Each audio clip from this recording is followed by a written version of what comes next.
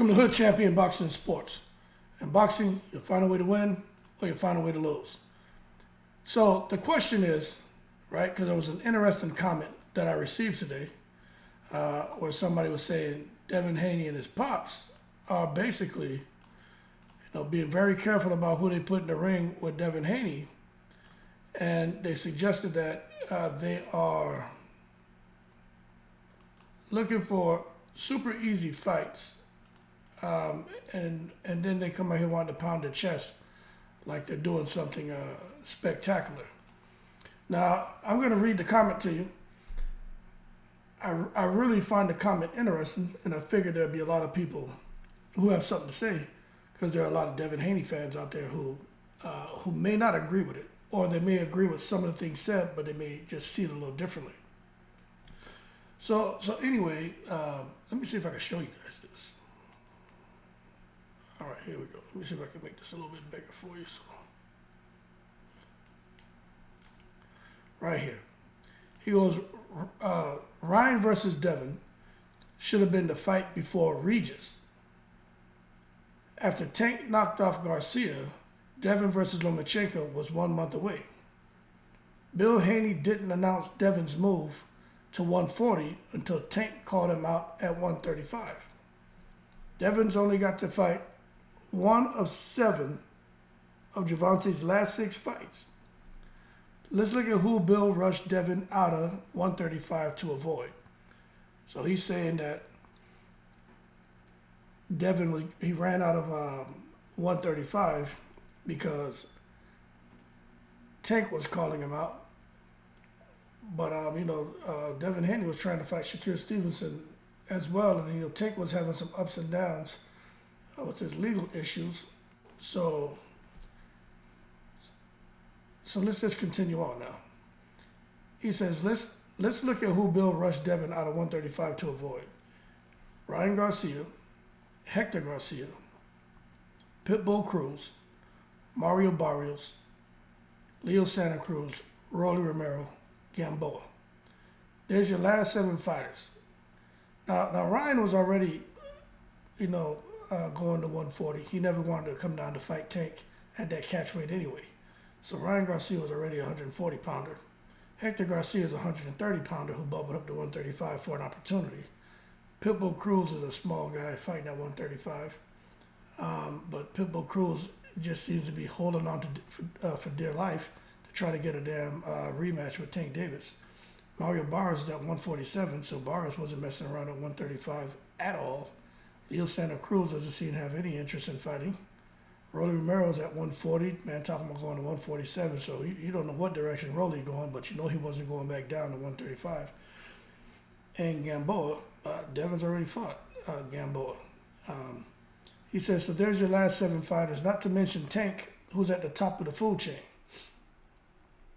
I'm going to tell you, it doesn't, for me, when it comes to Tank, when it comes to Devin, Tank doesn't seem that much interested in fighting anyone unless it's someone that his team, it seems to be like what the team suggests. Like, I think Tank will fight anyone. I personally think Tank, you got to favor Tank over all these guys. The Devin Haney's, the Ryan, he already beat Ryan Garcia, the Tiafimos, even Subaru, Matias, and those guys. I favor Tank, man. But I don't know what the deal is with Tank and how he's picking his opponents, but he obviously does what he wants, and nobody's going to force Tank to do anything, because that A side, B side crap, that conversation is really becoming toxic, because somebody pointed out that the A side, B side doesn't exist. As long as the marketing is done well, the fight will sell, and I agree with that. But I also understand that if a guy's a proven pay-per-view seller, then you got to take that into consideration. He goes, not to mention Tank, who's at the top of the food chain. He says Shakur Stevenson and knockout artist William Zepeda, whose record is 29-25 by KO. Truth be told, Devin Dad keeps him scheduled from fighting Mexicans and heavy explosive punches. When Devin got clocked by Linares, the bell saved his wobbly ass. No, can't disagree with that. He was in that Linares fight. Devin Haney had let fight fans and the media. He let everybody get to him by saying he was a runner, he was a chicken, he had no power. So he foolishly in that fight chose in that round to stand in the pocket and hold his ground, and he ended up paying the price. And he almost got. And you're right. If there was another 15 seconds in that fight, Devin Haney would have got knocked out. And then even after the fight, he was so worried about what Linares thought about his power. So I think Devin Haney's beyond that, but I think that's why Devin Haney got caught by Linares, because he was trying to prove a point that he didn't have to do. And that ultimately caused him to kind of get exposed a little bit, that if he's fighting a power puncher and they land, Devin will get hurt. Plus, we got to understand he was fighting at 135, and we all know Devin Haney looked ghoulish at 135, and the punch resistance probably wasn't the best anyway. But we'll see, just at 140 how he does if he's getting touched up, because his punch resistance should be better, should have more water around the brain. He should just overall be a better conditioned fighter and be ready to go. He said he had that punch smile on his face when he returned to his corner. Yeah, there's no argument about that. He was hurt. He says Devin isn't durable enough to fight any of the Mexican fighters I just mentioned. Well, Devin's game isn't really being durable. Devin's game is being smart, IQ, using his legs, and outboxing and discouraging his opponents. And if he can, just over the course of the fight, beat him to submission and get a TKO, or go the distance. So that's not really Devin's fight, trying to prove that he's the mash-up, crash-up king. Like, that's just not his style. Devin couldn't even get Gamboa out of there. Question is, who has he really fought? All Team Haney does is select fighters who he can box for 12 rounds, and with any luck, he'll get the decision. It's not a wonder Bill hauled Devin's ass up out of 135. Smart move by Bill Haney, these chess moves. I'll say this.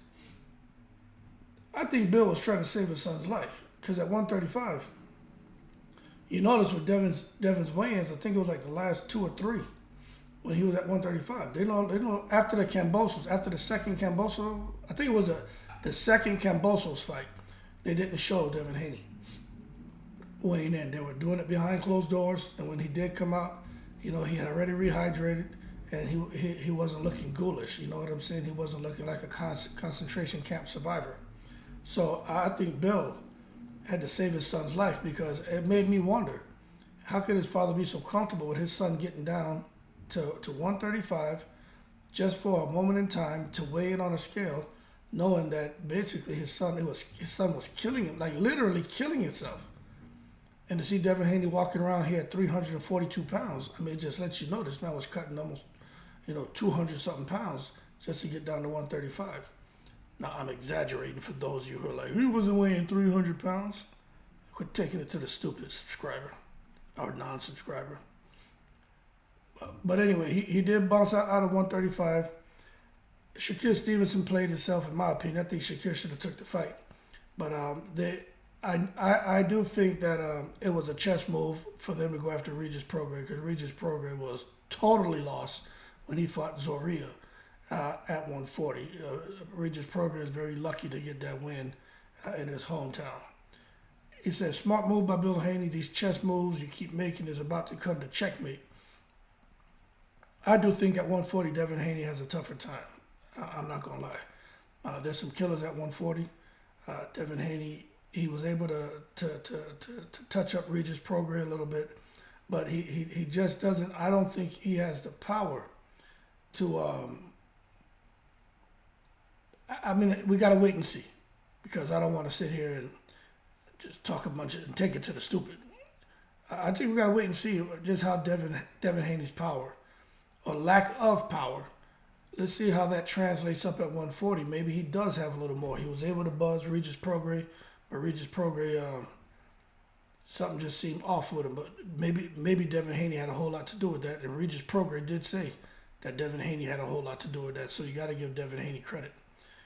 He says, but Devin has fought one fight at 140, and he's pounding his chest like he's Tarzan.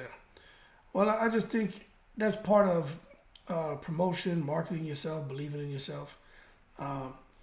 Regis Prograis was, arguably, the man at 140 pounds. So I know people say, no, Subaru and Matias. No, I get it. But I'm talking about, forget the last 2 years. Let's go back 5-6 years. Regis Prograis was a real threat at 140, and he was the man. Him and Josh Taylor were the guys. Josh Taylor beat him. Josh Taylor moved out of 140, so you would think Regis Prograis would take over. But Regis has been fighting for a while now, and you got these younger guys coming up. So I still think Regis was, arguably on paper, the guy at 140, and Devin Haney beat him. So, I mean, he deserves to be lauded.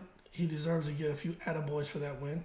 But at the same time, we got to look at, you're only as good as your last performance or last couple performances. And Regis didn't look good at 140. I mean, against Zorrilla. So I just think Devin and his dad shouldn't take it to the stupid with, we beat the man who beat the man who beat the man. No, you didn't. But you did beat the man, and I'll give you that. Don't get it twisted. I like Devin. It's his pops who's going to get him embarrassed. Devin Haney's dad is a character. He's real loud. He's Don Kingish in some instances when it comes to, because remember, this is something else people forget. They're like, oh, his dad's just a trainer. He needs to remain a trainer. No. That's Devin Haney Promotions. So it's a team effort. So his dad is trainer, promoter. His dad is manager. His dad is advisor. His dad is dad. His dad is friend. So Bill Haney wears multiple hats. That's why I feel sometimes you get multiple personalities from him, because he's always good. He's always in some role. And at the end of the day, that is his son, man. And, the man loves his son. And I do think he's, I don't think he's going to get Devin Haney embarrassed. I think Bill Haney is going to get Bill Haney embarrassed, because there's just certain lines you don't necessarily need to cross. But, the same thing I'm saying now, I said about Angel Garcia. Angel Garcia and Danny Garcia, he was a fool. Bill is very offensive at times. But this is the thing, it's entertainment, right? But when I say Bill Haney's going to get embarrassed, he already kind of got a little bit embarrassed with the whole Bernard Hopkins thing. You can't get up in people's faces. Although I know he has his team there and his security there, and the detail is there to protect him. I know Bernard Hopkins is a bit temperamental at times, but sometimes you have to know when to disengage. And I went and watched it again. Yeah, Bernard Hopkins is, he shouldn't be out there talking about, hey, let's go to the bathroom. What men do. I don't know what men do in the bathroom. Bernard Hopkins, some of that penitentiary shit still in him. You need to be begging men to go to the bathroom to do whatever. If you're gonna fight him, or if you trying to either fight him or you're trying to do something else with the F word, and I don't want to know nothing about the second thing.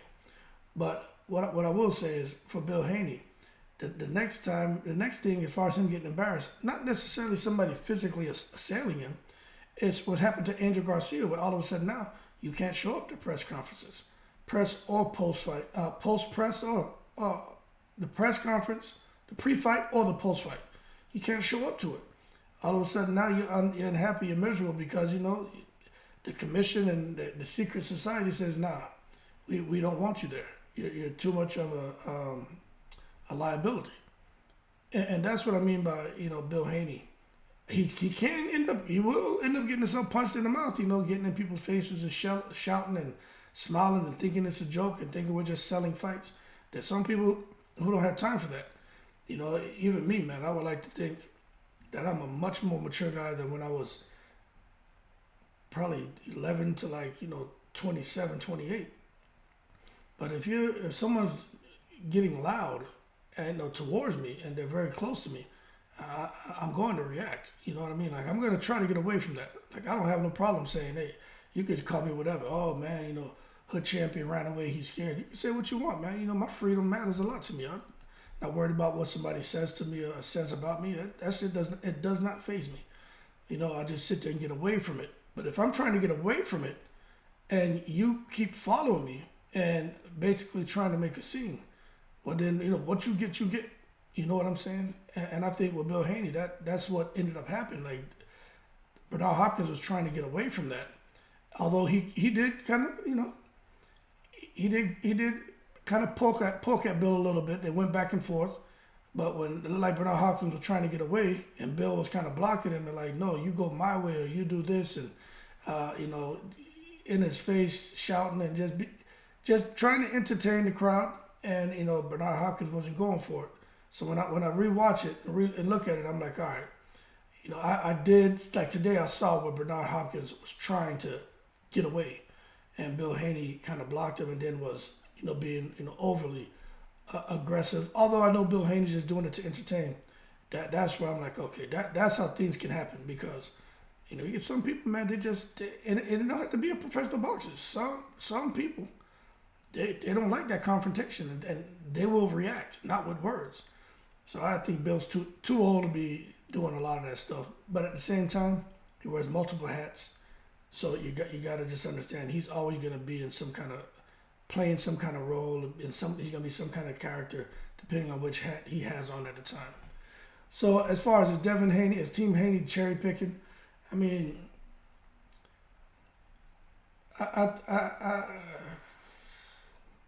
they're picking.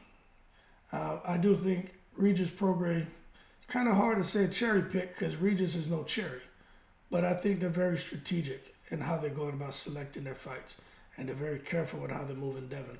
And that's just how boxing is today, but at the same time, Devin still has to get in there and do the job. He's got to still get in there and do the business. I personally think the Ryan Garcia fight would have been an extremely difficult fight for Devin Haney. Ryan's long. Ryan's got power. He's got super fast hands. Devin doesn't, it just doesn't seem to have that kind of pop to really discourage a fighter who has the kind of reach that Devin has, who kind of has the height. One thing about Devin Haney, his arms are long, so Regis couldn't get beyond the jab. Ryan Garcia is tall and long, so he'll be able to jab with him. But we'll see. The fight's at 135. You call Jojo Diaz a nobody. It wasn't his fault he fought Kambosos twice. He had to go get the belt. So you could say Kambosos was a nobody, even though he beat Teofimo. I mean, I think people are just going to have opinions, man. They're fighting Lomachenko. Some people don't want to give Devin Haney credit with that. Look, Lomachenko's a beast. And inactivity, I think, hurt Lomachenko against Teofimo. I think inactivity hurt Lomachenko against Devin Haney. Because when Teofimo let his hands go, he had a lot of success. But the problem is he just couldn't keep his foot on the gas pedal from the first round all the way through the last second of the last round. And then for Devin Haney to come out of the Lomachenko win and not want to rematch him, you could understand. But he wanted to fight Shakur Stevenson. At that time, nobody was saying Shakur Stevenson was a cherry pick. Now, Shakur Stevenson struggled with De Los Santos, right? When I mean struggle, like he felt that power and they wanted nothing to do with it. He basically moved around that ring like Rolly did when Rolly faced Ismael Barroso. But now people are saying, oh, Devin tried to cherry pick Shakur Stevenson. You can't say that. You cannot say that. I think that's wrong if a person chooses to say that. That wasn't a cherry pick. That was a fight where I felt Shakur could have won. But, he dropped the ball. Shakur did. And then Devin Haney's like, all right, I got to do something. Sanctioned body's breathing on my neck. I got to defend these belts at 135 or move. And you could see in his face that he did not want to get back down to 135. Like, he just doesn't want to do it. Same thing with Earl Spence. Does not want to get down to no 147. So Devin Haney went, kind of surveyed the landscape, and, Regis Prograis happened to present a great opportunity because he did look crappy. But remember, they called Regis Prograis out before Regis Prograis even fought Zorrilla. So they had already targeted Regis Prograis. But I'm sure they looked at him and height-wise, reach, everything, and figured, hey, we can easily outbox this guy. But that's all part of the matchmaking, right? You want your guy to keep winning and moving up the ladder, right? Because that's what it's about. When you move up the ladder, you don't reverse. You know what I'm saying? So now we're going to see Devin Haney may have to fight Sandor Martin, who's a great boxer. And this is where Devin Haney, I think, could find himself in a very competitive fight against a non-puncher who's a slick boxer like himself. And that we could see Devin Haney basically facing a Spanish-speaking Lomachenko. And that's really what what I think is happening. So anybody saying Sandor Martin is a cherry pick, you need to hold your horses and stop taking it to the stupid. Devin Haney is in a tough division. Simple. And he happens to have a belt, and he's going to have to face mandatories. But if he can get past him and he has the opportunity for a voluntary defense, he needs to try to capitalize, because the type of money that Devin Haney is wanting and what he got paid for his last fight is a guarantee. I'm not so sure he's going to get that going forward. Eddie Hearn knew to structure that fight under a pay-per-view showing, because he knew there was no way in the world they could pay them the money they wanted. And I just think going forward, Eddie Hearn's not going to make the mistake again to give Devin Haney a huge guarantee. So we may see Devin Haney, if he gets through his next fight. His next fight, they may end up having that in Saudi if the Saudis are interested, or he'll fight stateside, and then the next fight against a big name, if the Saudis want to get behind it, they may bring him over there. I just think the money may not be there for Devin Haney because of the opponents that he has to face, unless he's facing one of those big names. But we just got to sit back and wait and see how things materialize. But right now, is Devin Haney's team cherry picking? I don't know. But are they picking? Yes. Because if I got to call Regis Prograis a cherry, then I need to just jump off a bridge. If I got to call Kambosos a cherry that he had to fight 2 times, I got to jump off a bridge. If I got to call Lomachenko a cherry, then I need to jump off a bridge, because he's no cherry. Him fighting Sandor Martin, I got to jump off a bridge. It may be the mandatory. He's no cherry. If Devin Haney goes to fight Ryan Garcia or Rolly, those aren't cherries. I don't understand how people want to keep saying Devin Haney is taking on non-challenges. No, he's very careful on who he's picking. Don't get me wrong. They're doing this. They're doing the science, and they're saying, okay, we should be able to kind of best this person in this area, and this area gives us the best opportunity to win the fight. But those fights aren't easy for Devin. They're not. Devin Haney just shows that he's levels above these guys. But he's in a division now where some guys are going to have similar height to him, similar reach. Some of them guys can box, and some of them guys can mash up, crash up. And we just got to see what happens when the fights are made. But great comment. This right here, absolutely great comment. There's a lot of great comments, but sometimes when I get those long ones, I read them. I'm like, well, this right here is a video. I need to share this with everybody. So I just want to say thanks to Lee Rogers for dropping that comment. Very, very, very great input. Y'all keep cool in the breeze.